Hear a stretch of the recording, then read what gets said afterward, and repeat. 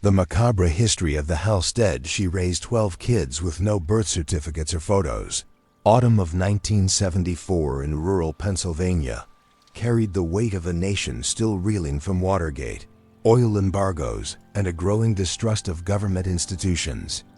In the remote farmlands of Clearfield County, where rolling hills stretched endlessly under gray October skies, most families struggled with rising costs and uncertain futures. But for the Halstead family, living on an isolated 80-acre farm 15 miles from the nearest town, these national crises only confirmed what they had believed for decades. The outside world was corrupt, dangerous, and steadily approaching collapse. What made the Halsteads unique wasn't their distrust of government or their commitment to self-sufficiency. Such attitudes were common in rural Pennsylvania during the 1970s.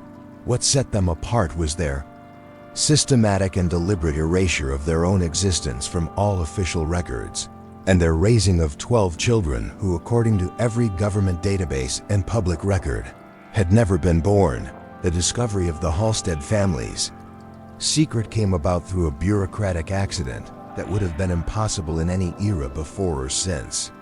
In November 1974, the Internal Revenue Service launched an ambitious computer modernization project designed to cross-reference tax records with Social Security databases, birth certificate registries, and property ownership files.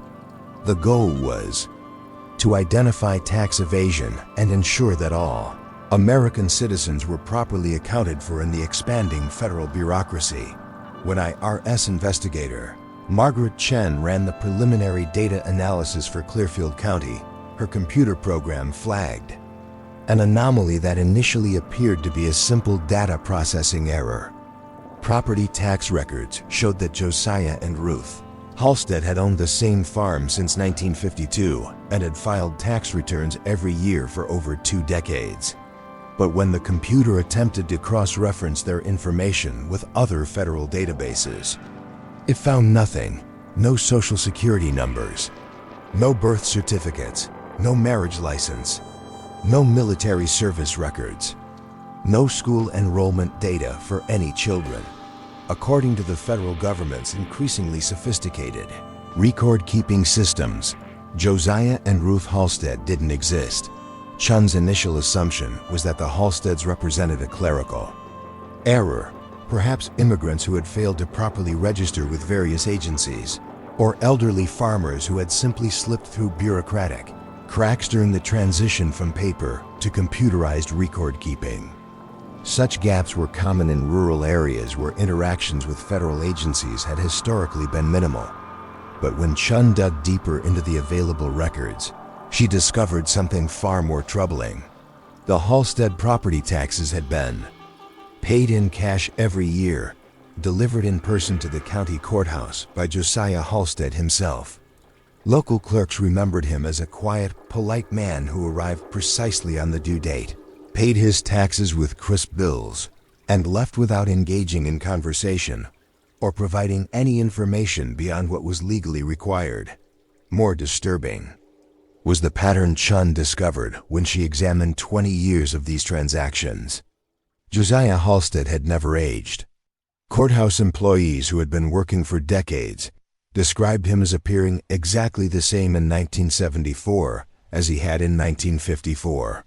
A man in his 40s with prematurely gray hair, wearing simple clothing that seemed to belong to an earlier era.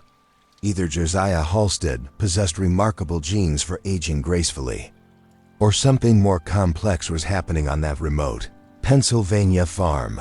Chun's investigation took on new urgency when she discovered that the Halstead property had never been assessed for the presence of dependents, despite county records indicating that large quantities of supplies had been delivered to the farm over the years.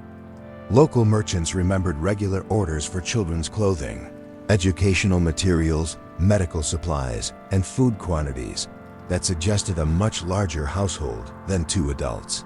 When Chun contacted the Clearfield County Sheriff's Department, she learned that the Halsteads had maintained their reputation for privacy through a combination of strategic isolation and careful community relations.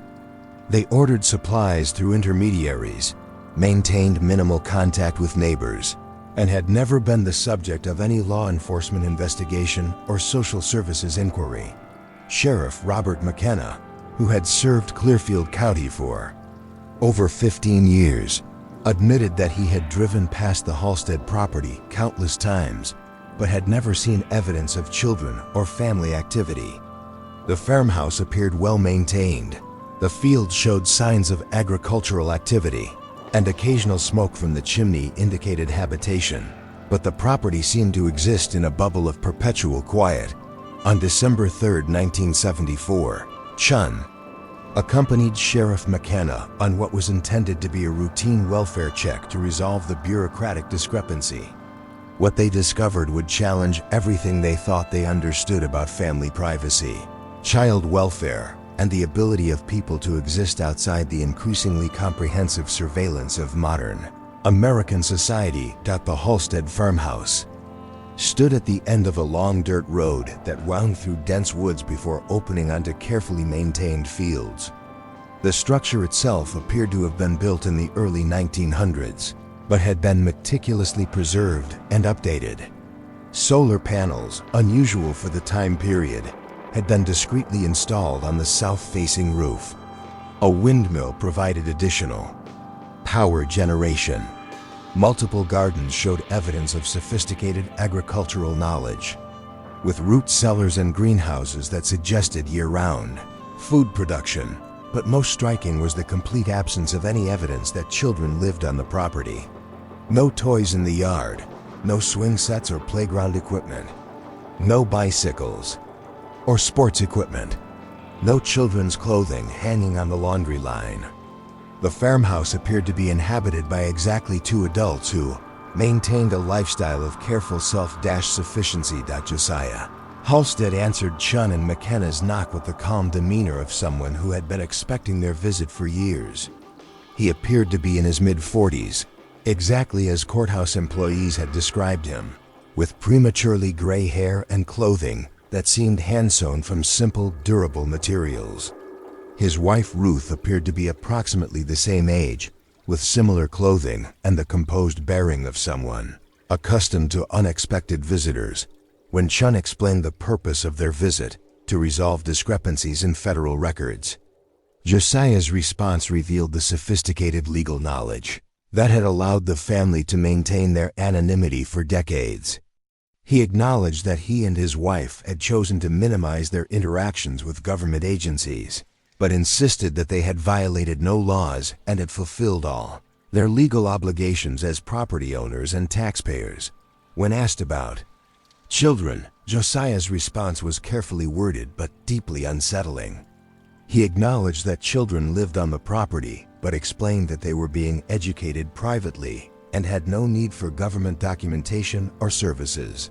He produced a folder of legal documents that demonstrated his understanding of Pennsylvania's homeschooling laws, religious exemption statutes, and parental rights legislation. But when Chun asked to speak with the children or verify their welfare, she encountered resistance that was polite but absolute. Josiah explained that the children were not available for interviews, and that the family's religious beliefs prohibited the creation of photographic records or the sharing of personal information with government representatives. The legal situation was complex and unprecedented. Josiah Halstead's documentation proved that he understood exactly which laws he needed to follow and which he could legally avoid. Pennsylvania's homeschooling statutes required notification, but not approval. Religious exemption laws protected families from certain government intrusions. Parental rights legislation gave parents broad authority over their children's upbringing and education. Most importantly, without evidence of abuse, neglect, or immediate danger, law enforcement had limited authority to force entry into a private home or demand access to children who were being raised by their legal guardians. But Chun's bureaucratic instincts told her that something fundamental was wrong with the situation. The mathematical impossibility of Josiah's apparent agelessness. The complete absence of any visual evidence of children despite clear indicators of their presence. The family's systematic avoidance of every form of government documentation that might create an official record of their existence. Over the following weeks, Chun conducted a more thorough investigation into the Halstead family's background. Property records revealed that the farm had been purchased in 1952 by Josiah Halstead with a cash payment that would have been substantial, even by today's standards. No mortgage records existed, and no information could be found about Josiah's previous residence or occupation. Similarly, no records existed for Ruth Halstead before her apparent arrival at the farm in 1952. No birth certificate, no previous address, no employment history. No family connections that could be traced through any available database. The couple appeared to have materialized fully formed in 1952 and had maintained their exact same legal and social position for over 20 years. But perhaps most disturbing was Chun's discovery that the Halstead property had been the delivery point for supplies that suggested the presence of far more than 2 adults. Medical supply companies had records of deliveries, including pediatric medications, children's vitamins, and specialized nutritional supplements. Educational material suppliers had shipped textbooks, learning materials, and teaching supplies appropriate for multiple grade levels. Most telling were the clothing orders that local merchants remembered fulfilling over the years. The Halsteads had regularly purchased children's clothing in a range of sizes from infant to teenage, always paying in cash and always ordering practical, durable items that suggested long-term use rather than seasonal replacement. When Chun calculated the quantities of food, clothing, medical supplies, and educational materials that had been delivered to the Halstead property over 2 decades, the numbers suggested a household population of at least 12 to 15 individuals, with a significant proportion being children of various ages. But where were these children? And why had no one in the surrounding community ever seen them? Chun's investigation revealed that the Halsteads had maintained their secrecy through a combination of strategic timing, careful planning, and what appeared to be extensive knowledge of how to avoid bureaucratic detection. Supplies were always delivered during weekdays when most people were at work. The family conducted all their business through intermediaries or mail order, companies that didn't require face-to-face interaction. Most importantly, the Halstead property was positioned in one of the most isolated areas of Clearfield County, surrounded by dense woods and accessible only through a private road that discouraged casual visitors. By January 1975, Chun had assembled enough evidence to convince federal authorities that a more comprehensive investigation was warranted. The complete absence of documentation for what appeared to be a large family with multiple children raised questions about child welfare, tax compliance, and potential violations of federal laws requiring birth registration and Social Security enrollment. But when federal agents arrived at the Halstead property on January 15, 1975, they discovered that the family had vanished as completely as if they had never existed. The farmhouse was empty but undamaged. No signs of hasty departure or struggle, simply the absence of any human habitation, as if the building had been systematically emptied and prepared for abandonment. The only evidence that anyone had ever lived there was the infrastructure they had left behind: the solar panels, the windmill, the gardens and greenhouses, and the extensive modifications that had been made to create a completely self-sufficient homestead. And in the basement of the farmhouse, investigators found something that would haunt them for decades. 12 small beds arranged in perfect rows, each with handmade blankets and pillows, each showing clear evidence of recent use. 12 beds for 12 children who, according to every official record in the United States government, had never been born. The federal investigation that followed the discovery of the abandoned Halstead property would ultimately expose a network of families who had dedicated their lives to existing completely outside the American bureaucratic system. FBI Special Agent David Morse, who arrived in Clearfield County on January 20, 1975, had investigated numerous cases involving tax evasion and identity fraud. But the Halstead case presented challenges that pushed the boundaries of federal law enforcement capabilities. The 12 beds found in the farmhouse basement represented physical evidence of children who had somehow lived their entire lives without generating a single official document. No birth certificates, no social security numbers, no school enrollment records, no medical files, no photographs. Nothing that would prove to any government agency that these children had ever existed. Agent Morse's team began by attempting to trace the Halstead family's background through financial records, but they quickly discovered that the family had maintained their anonymity through sophisticated financial arrangements that predated modern banking surveillance systems. The original purchase of the property in 1952 had been made with gold coins whose origin could not be traced. Subsequent expenses had been paid through a series of cash transactions that left no paper trail. More puzzling was the discovery that Josiah and Ruth Halstead were apparently assumed names. Handwriting analysis of the documents found in the farmhouse revealed that at least 3 different people had used these identities over the 23 years the family had owned the property. The physical descriptions of Josiah Halstead, provided by courthouse employees and local merchants, matched different individuals, but the name and basic appearance had remained consistent enough to avoid detection. The Halsteads weren't simply a family living off the grid. They were an operation that had been designed to maintain the appearance of continuity, while systematically rotating personnel and erasing evidence of their true activities. Dr. Patricia Williams, a federal psychologist brought in to analyze the physical evidence left behind, made discoveries that deepened the mystery rather than resolving it. The 12 beds in the basement showed clear evidence of long-term habitation by children of various ages. Wear patterns on the mattresses, accumulated oils on the pillows, and microscopic evidence suggested that these beds had been regularly used for years. But the children who had slept in those beds had received care that exceeded what most American children experienced in the 1970s. The basement had been converted into a sophisticated living space with proper ventilation, heating, and lighting.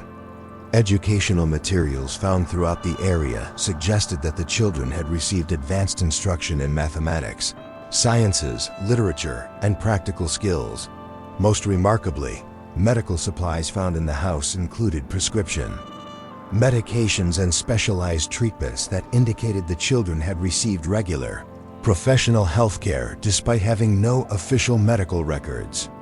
The medications were current and properly stored, suggesting that qualified medical professionals had been providing ongoing care.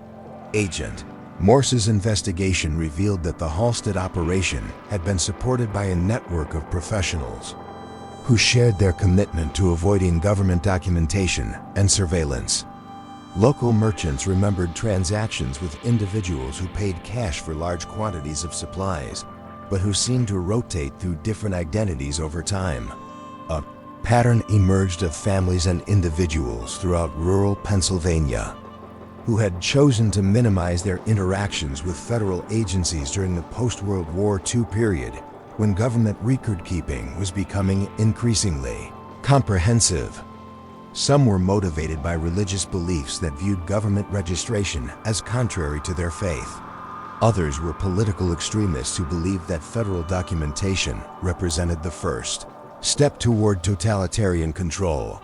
But the Halsteads appeared to represent something more systematic than individual families choosing to live off the grid.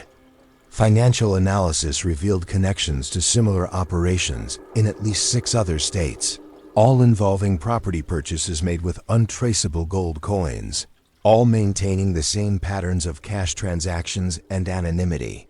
The network had apparently been operating since the early 1950s, acquiring remote properties and establishing self-sufficient homesteads that could support large families without generating any official documentation.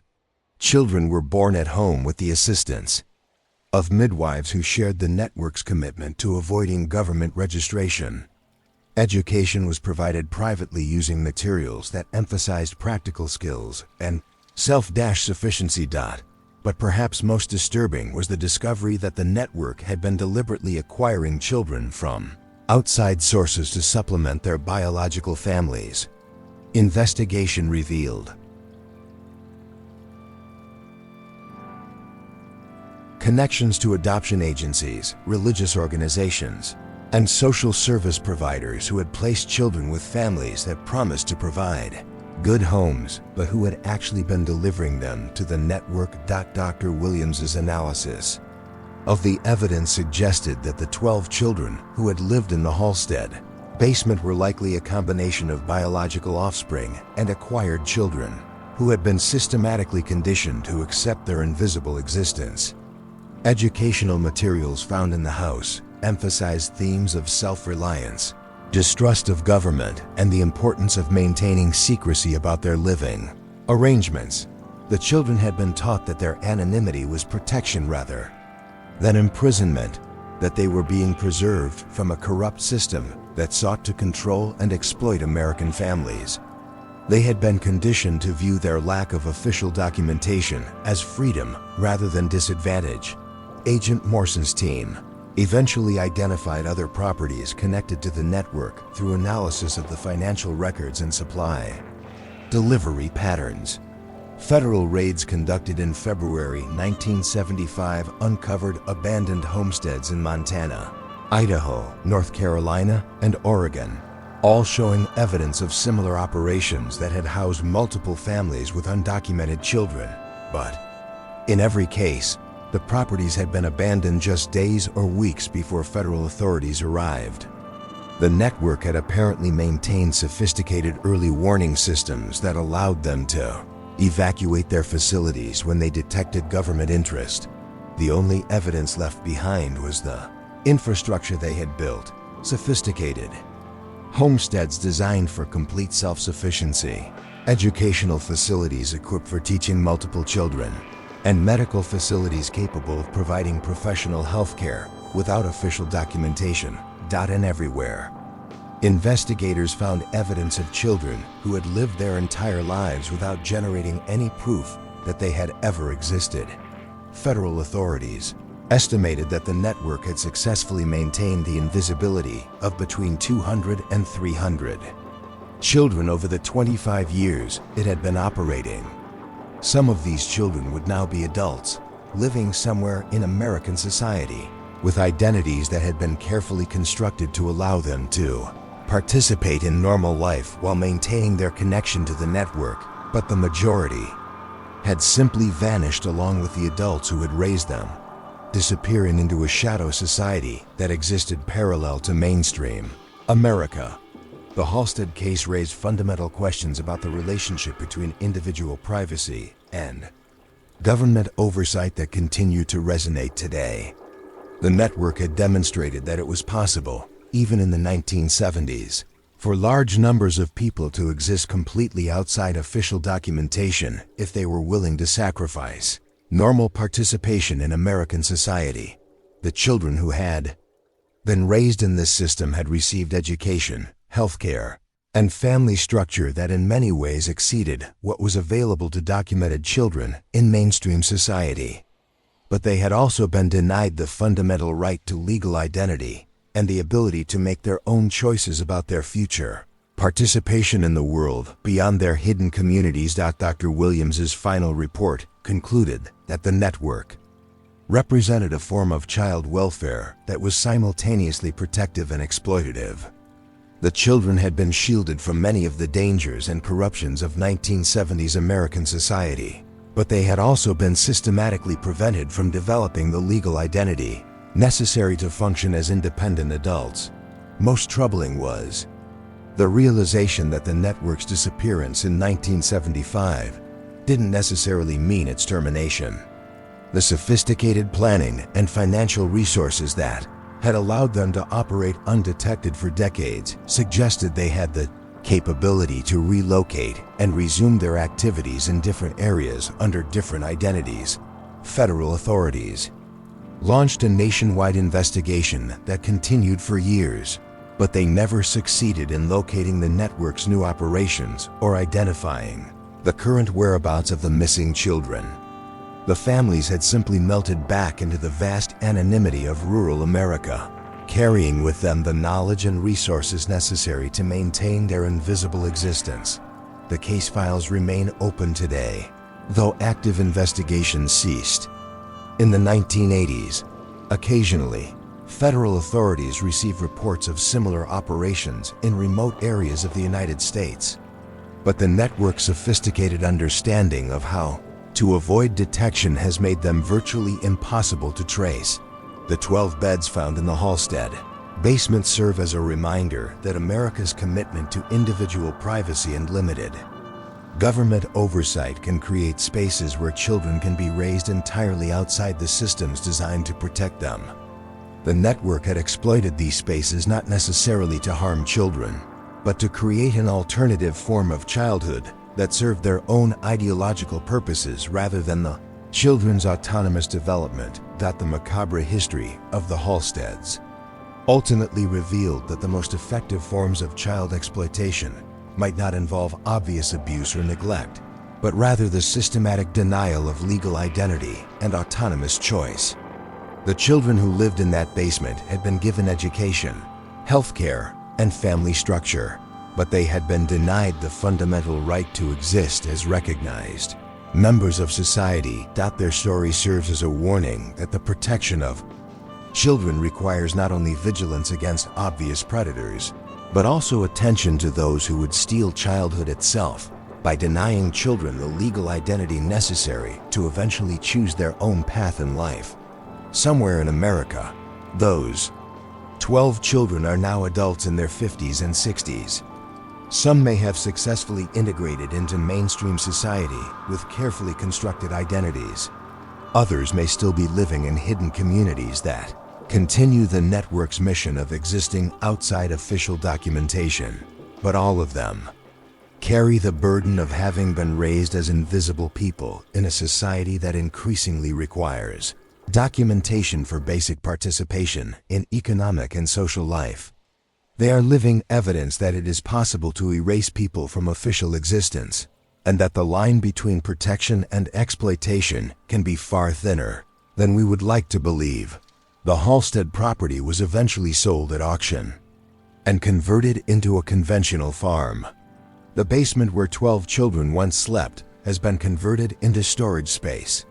But local residents report that the property retains an atmosphere of unnatural quiet, as if the earth itself remembers the secrets it once kept. And sometimes, on winter evenings when the wind blows through the Pennsylvania hills, neighbors claim they can hear the faint sounds of children's voices singing songs that seem to belong to an earlier, simpler time. Voices of children who may never have officially existed, but whose presence lingers in the collective memory of a community that will never fully understand what they witnessed during those mysterious decades when the invisible children of the Halstead family lived their secret lives in the shadows of American society. Thank you for watching another tale unfold here on NW Storytime. Every story hides a secret, and tonight you uncovered another one. Tell me in the comments where you're watching from. I'd love to know how far these stories travel. If you enjoyed this mystery, don't forget to like, share, and subscribe. It helps us keep the secrets alive. Until next time, stay curious.